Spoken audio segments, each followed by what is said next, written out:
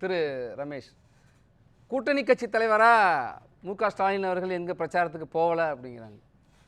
பாஜகனுடைய தலைவர்கள் அல்லது பிரதமர் உள்ளிட்டவர்கள் வடகிழக்கு மாநிலங்களில் எத்தனை மாநிலங்களுக்கு பிரச்சாரத்திற்கு சென்றிருக்கிறார்கள்? ஏன் போகலை? நீங்கள் சொல்கிறதுக்கு முன்னாடி ஒரு தலைப்புக்குள்ளே வந்துடுறேன். இப்போது திரு ராகுல் காந்தி சொல்கிறார், இது 2 சித்தாந்தங்களுக்கு இடையிலான தேர்தல், இடஒதுக்கீட்டை முழுமையாக நிறைவேற்றுவோம், வரம்பை உயர்த்துவோம் சொல்கிறாங்க. ஆட்சிக்கு வந்து வரம்பை உயர்த்து கொடுப்போம். உண்மையிலேயே அவர் சொல்கிறது இப்போ வரவேற்கிறேன். ஏன்னா அது ஒரு வியப்பாகவும் இருக்குது. கிட்டத்தட்ட இந்த காங்கிரஸ் காட்சி தாய் கட்சியுடைய முடிவை ஆதரிக்கிறீங்களா? இல்லை, செய்ய வேண்டிய காலகட்டத்தில் தவிர்த்து விட்டு இப்பொழுது அதை செய்வோம் என்று சொல்லுவதான் வரவேற்கிறோம். ஏன்னா 1979 மண்டல் கமிஷன் நியமிக்கப்பட்டது. அன்றைக்கு மொரார்ஜி தேசாய், சரண் சிங் அவர்களுடைய ஆட்சி காலகட்டம். 80 மண்டல் கமிஷனுடைய அறிக்கை சமர்ப்பிக்கப்பட்டது. ஆனால் அதற்கு பிறகு அன்னை இந்திரா காந்தி அவர்கள் இந்த நாட்டை ஆண்டார்கள். அதற்கு பிறகு திரு ராஜீவ்காந்தி அவர்கள் அந்த நாட்டை ஆண்டார்கள். ஆனால் 10 ஆண்டு காலம் அந்த மண்டல் கமிஷனுடைய அறிக்கை கிடப்பிலை போடப்பட்டது. பிறகு சொல்கிறாருங்க. அதாவது அதுக்கப்புறம் விபி சிங் அவர்கள் ஆட்சிக்கு பொறுப்பேற்று 90 அதை நிறைவேற்றினார்.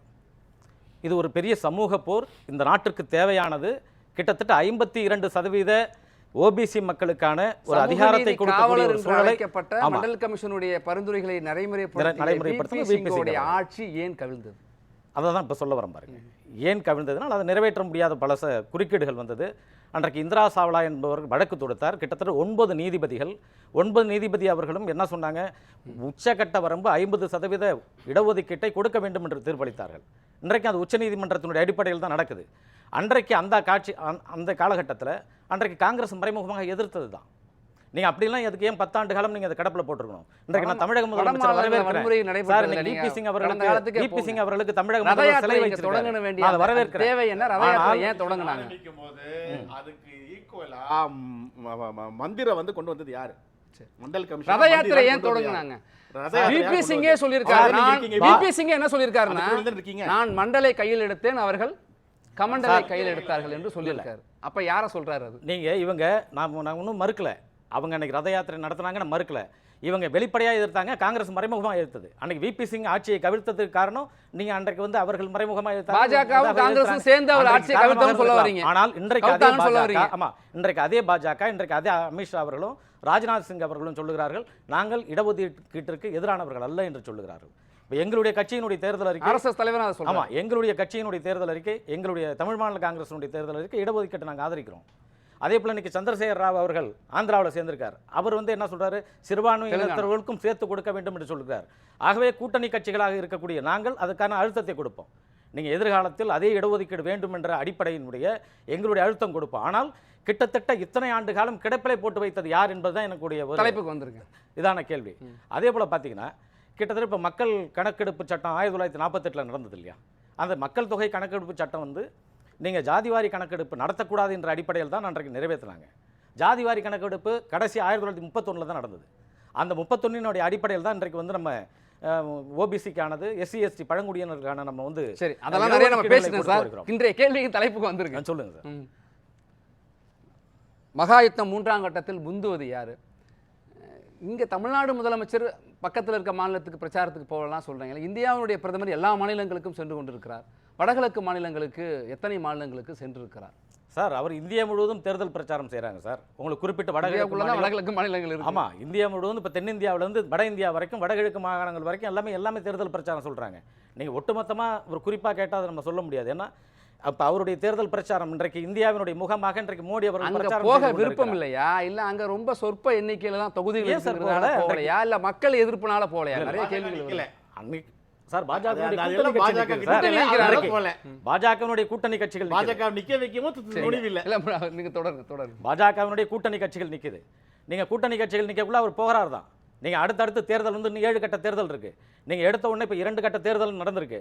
இப்போ 2 கட்ட தேர்தல்ன்றக்குள்ள உங்களுக்கு எங்க தேர்தல் நடக்குதோ அந்தந்த காலகட்டத்தில் தான் அங்கங்க போவாங்க. இப்போ கிட்டத்தட்ட யூனியன் பிரதேசம் ஃபர்ஸ்ட் 22 மாநிலங்கள் நடந்து போச்சு. இப்போ வடகிழக்கு மாநிலங்கள் வட மாநிலங்கள்லாம் உங்களுக்கு அடுத்து தான் சார் தேர்தல். 5 கட்ட, இன்னும் 4 கட்ட தேர்தல் இருக்கு. கண்டிப்பா போவாங்க. கண்டிப்பா போகாம இருக்க மாட்டாங்க சார். கண்டிப்பா போவாங்க. நீங்க அடுத்த தேர்தல் கண்டிப்பா தொடருங்க. இல்லை கண்டிப்பாக அழுத்தம் கொடுப்போம் சார். இதில் என்ன இருக்குது, நீங்கள் இடஒதுக்கீட்டுக்குன்னு சொல்கிறீங்க, கண்டிப்பாக அழுத்தம் கொடுப்போம். இன்றைக்கு அதே போல் அமித்ஷா அவர்கள் என்ன சொல்கிறாருன்னு சொன்னீங்கன்னா 400 தொகுதிகள் சொல்லியிருக்காரு. இன்னும் வந்து கிட்டத்தட்ட 250 தொகுதிகள் தேர்தல் நடக்க வேண்டிய சூழ்நிலை இருக்குது. 260 தொகுதிகள் நாளைக்கு நடக்கிற தேர்தல் இல்லாத.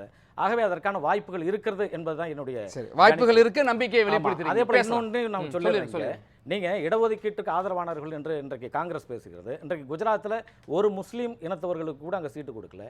அதே போல் மகாராஷ்டிராவில் மத்திய பிரதேசத்தில் அவங்க வந்து ஒரு இஸ்லாமியர்கள் கூட சீட்டு கொடுக்கல. அங்கே உள்ள ஒரு தலைவர் வந்து ராஜினாமா செஞ்சுட்டாரு. ஏன் இன்றைக்கு தமிழ்நாட்டில் எடுத்துக்கிட்டிங்கன்னா, தமிழ்நாட்டில் ஆளுகின்ற கூட்டணி அரசாங்கம் கூட இந்திய முஸ்லீம் யூனியன் லீக்கு தான் ஒதுக்குனாங்க. இன்றைக்கு திமுக ஒரு முஸ்லீம் கூட சீட்டு அவங்களா கொடுக்கல. இன்றைக்கு காங்கிரஸ் 10 தொகுதியில் நின்னாங்க. இன்றைக்கு காங்கிரஸ் கூட அந்த ஒரு இஸ்லாமிய தோழர்களுக்கு யாருக்குமே அந்த சீட்டை ஒதுக்கல. அப்போ இஸ்லாமியர்களுடைய வாக்கு மட்டும் வேண்டும், சீட்டு மட்டும் கொடுக்கக்கூடாது என்ற சூழ்நிலைகள் தான் இன்றைக்கு இந்தியா கூட்டணியுடைய முகமாக இருக்கிறது என்பதை நான் பதிவு செய்கிறேன். தமிழ் மாநில காங்கிரஸ் 3 இடங்களை போட்டிட்டாங்க. ஆமா சார், எத்தனை இடங்கள்? எங்களுக்கு சொற்பமானது 3 தான் சார். அதனால கொடுக்கல. அந்த 3ல நாங்க வந்து அந்த 3ல ஒரு சிறுபான்மை தோழர் கொடுத்திருக்கோம்.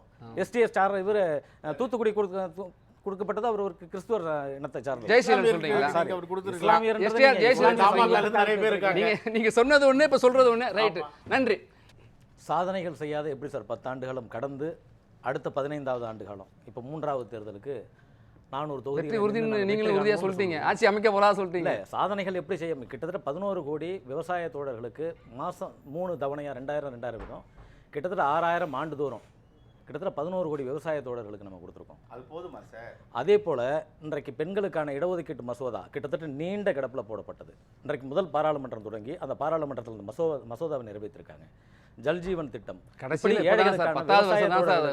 முதல் பாராளுமன்ற கல்விக்கான பல வளர்ச்சிக்கான திட்டங்கள், இப்படி நிறைய திட்டங்கள் கொடுத்துருக்காங்க. நீங்க திட்டங்கள் கொடுக்காதவே நீங்க எப்படி நீங்க ஒன்னு சொல்லுங்களேன் சார், கல்விக்கு அந்தந்த மாநிலத்தினுடைய முடிவுகளுக்கு ஏற்றபடி அந்தந்த கல்விகளை கொடுக்கலாம் என்ற ஒரு சட்டத்தை உச்சநீதிமன்றத்தால் சொல்லப்பட்டது சார். நீட் கொண்டு வந்தது காங்கிரஸ் ஆட்சி காலத்தில். உச்சநீதிமன்றத்தில் நீட் வந்து தெளிவா சொல்லிட்டாங்க.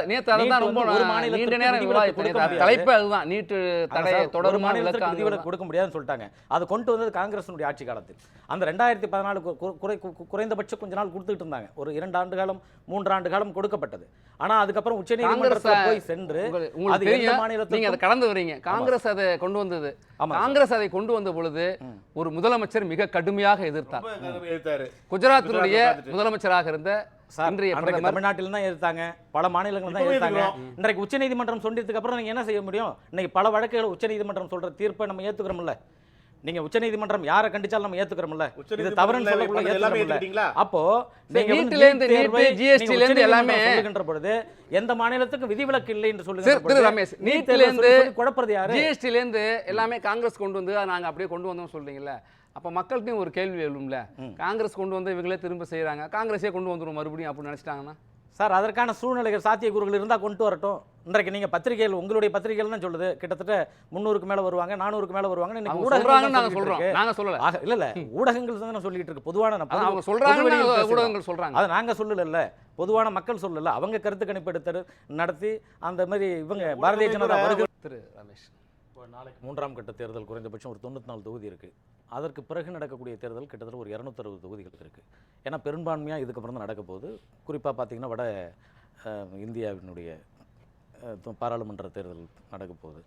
ஆகவே எங்களுக்கு கள யதார்த்தத்தின் அடிப்படையில் இங்கே வாக்குகள் குறைவாக கிடைத்தாலும் கள யதார்த்தம் இன்றைக்கு தேசிய ஜனநாயக கூட்டணிக்கு ஒரு வலுவான பாராளுமன்ற உறுப்பினர்கள் கிடைப்பார்கள் என்ற நம்பிக்கை எங்களுக்கு இருக்கிறது. வலுவான உறுப்பினர்னா ஒரு உறுப்பினர் வலிமையா போவாரா? வலிமையான எண்ணிக்கையை 400 கணக்கான பாராளுமன்றத்தில் ஒரு பிரதமர் அமர்வதற்கான ஒரு பெரும்பான்மையான, ஏன்னா வைகோ போன்ற தனி ஒரு நபர்களுமே வலிமையா சொல்றது பெரும்பான்மையான சார். பிரதமர் யாரும் தேர்ந்தெடுப்பாங்க? அந்த மாதிரி சொல்றீங்களான்னு ஒரு பிரதமர் நபரா? நபர் கிடையாது, பெரும்பான்மையானவர்கள், பெரும்பான்மையான நாடாளுமன்ற உறுப்பினர்கள் தேர்ந்தெடுக்கப்படுவார்கள் என்ற